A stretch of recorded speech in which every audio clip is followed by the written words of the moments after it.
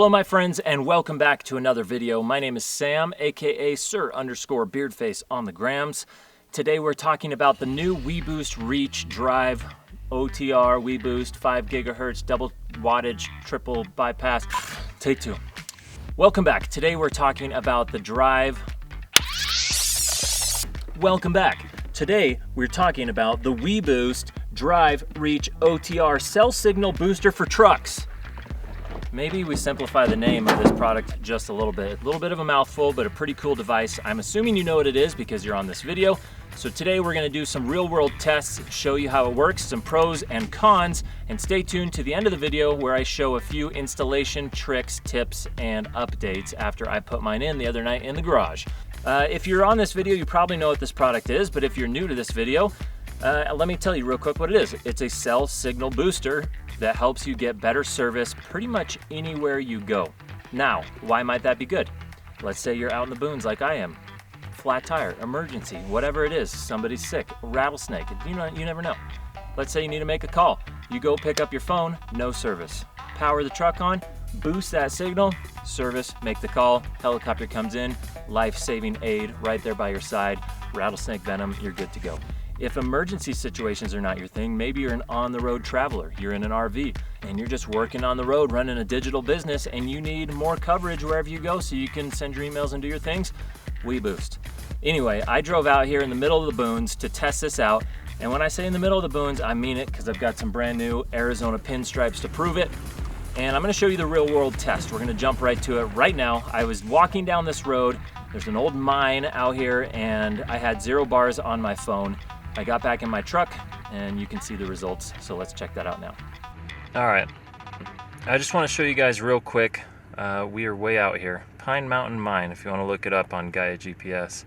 But you can see on my phone, and this is the new 12 Pro too, and I have noticed that even with the 12 Pro my signal was much better than the iPhone XS that I used to have. But you can see we've got 0 bars right there, and even on my dashboard here it says no service. So if we pop down to this down here, that's the USB adapter, the DC power for the Weboost, and there's a little button on the front that turns it on and off. So I'm gonna turn that on and we're gonna watch what happens to my signal here. Turn that on, come back to my signal. Look at that. Immediately 3 bars LTE as soon as that power's on. I was actually pretty impressed by that because I got out of my truck and hiked down this road and I had 0 bars the entire time, and then I started up my truck and whammy, 3 bars, all my messages started coming in, the whole bit. So that's a pretty solid test right there. So there you have it, it's pretty cut and dry. As soon as the vehicle powers up and the booster gets its power, my signal jumped up immediately, it was totally usable, and I've been super impressed with the results so far. And outside of just giving you service in places that you don't typically have it, while I'm driving around town, this is my daily driver, I've noticed just strong signal when I'm inside the vehicle. You know, those typical dead spots that you know where you drop a call or you can't pull up an internet page or whatever that is. I've had full bars pretty much everywhere I go, city style, and that includes new 5G. This is a 5G ready device.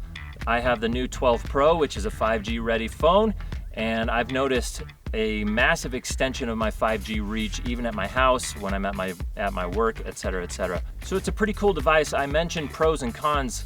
There's really no cons. It's just whether or not you want to spend the money to pick up a device like this and whether or not that is worth it to you. I think for me personally, we camp a lot with my family. I've got 2 young boys. I think it makes a lot of sense. I would rather have the protection and be safer than sorrier. I'd rather be safe than sorry, as the saying goes, not the way I improperly phrased it, than not have it. It's a little bit of a peace of mind thing, and it's come in really handy when I'm out and about and I just need to stop the truck and check my maps or whatever that may be. And speaking of maps, I use Gaia GPS. If you guys haven't heard it, it's kind of the best off-road, hiking, biking, camping, trail maps. I like to use the Weboost in combination with that because I can pull up cell service for each carrier and I'll get a map of where their coverage is. So I know that ahead of time I can head out. I might have weak signal here, enter the Weboost to save the day. All right, airplane. Hey, B on my microphone, get out of here. So before we go, let's talk installation real quick. I'll walk you through a couple tips and tricks that I ran through when I was installing this unit. It's a pretty straightforward process. If you've got a basic set of tools and you're fairly handy, you'll have no problem with this. It took me about an hour and a half to get it installed. All right, guys, talking installation real quick, I mentioned the 4 components. First, we have the antenna, which you can see here. I completely jimmy rigged to sit in the bed of my truck while I have a bed rack on order. And after the bed rack shows up, we'll do an official install and mounting of this. I literally put a curtain rod into the slots for my bed tie downs and then used the clamp here to hook onto that. And it's worked okay, actually. There's really no other spot to put it until I get that bed rack. So kind of jimmy rig that up. Each of your guys' rigs is gonna vary. It comes with this nice breakaway spring here. So if you ever clock this with branches, which I've already done, you can see scratches on this thing. It will not pop the antenna off, but it will fall backwards, push backwards, so you can kind of protect that there. So this cable here is the most time-consuming part, is just routing that from the bed of the truck into your cab so that you can utilize the boosted signal. You can see I ran it down behind, and then I ran it underneath the bed, and long story short, back under here, under the bed, or under the cab of the truck, there's a couple grommets that you can pop up and fish through the body. And so you pop out the little rubber grommet, and I fished it from the back of the bed here, down around and up into the cab here. And then from there, it pops out, and I ran it through, excuse the dirty truck, I'm out four-wheeling right now, and I have 2 children. I ran it underneath this floor piece, which just unsnaps. And then I'll show you up front here. And here's the actual booster itself, right down here. And you can see that the cable comes out right here, between the bushes. Cable comes out right here and connects to the booster. So there's your one cable that goes to the booster. And then you have the extension cable on the front here, that guy right there, that you want to run up towards your cell phone or where you're going to be essentially relaying the signal. A lot of people will mount it so they don't have to run across their cab to the side of their passenger or their driver's seat here, so it's close if they're using the phone. What I did is ran it under, and then I tucked it under this here, that flips up. So I tucked it under there, ran it up and around, and then you can see the cable coming out right here.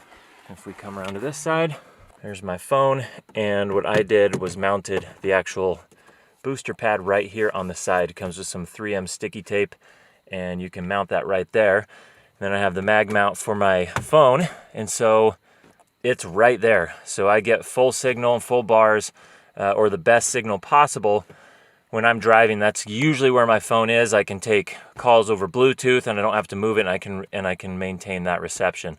So we'll do another test. All right, so you can see that I have 2 bars of service. The device is not currently on.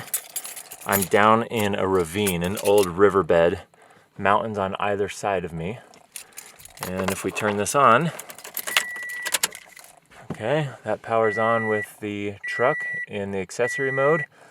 Charger just popped up, and whammy, look at that. So I was just saying my phone's charged, and then all of a sudden I've got full bars again. And this is like good service too. I've been able to, like, you know, browse Instagram. Nothing or no buffering, it's just rolling. I've got good reception out here.